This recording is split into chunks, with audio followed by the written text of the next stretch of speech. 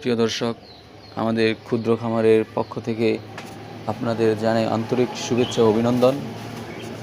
তো আমাদের পরবর্তী একটা কাজ ছিল, অনেক দিন যাবৎ ভিডিও ছাড়তে পারিনি। তার কারণ হলো এই যে আমাদের এই ঘরটা, এই ঘরটার পিছনে অনেক দিন ব্যয় করতে হয়েছে। আমরা নিজের হাত দিয়ে নিজেদের মতো করে তৈরি করছি।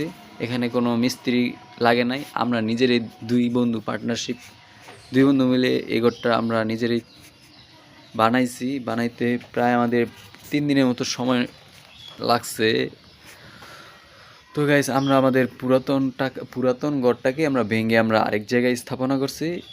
এখানে দেখেন, এই যে মোটামুটি ঘরটা লম্বায় আছে আপনার 35 ফুটের মতো লম্বা করছি, আর পাশে আপনার 9 ফিটের মতো আছে। এই যে দেখতেছেন পাশ দিয়ে 9 ফিটের মতো।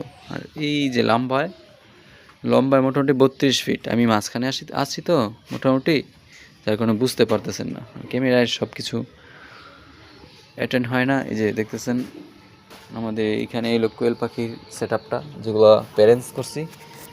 এই যে আমাদের প্যারেন্টস পাখিগুলো এই যে মোটামুটি ডিম দিতেছে।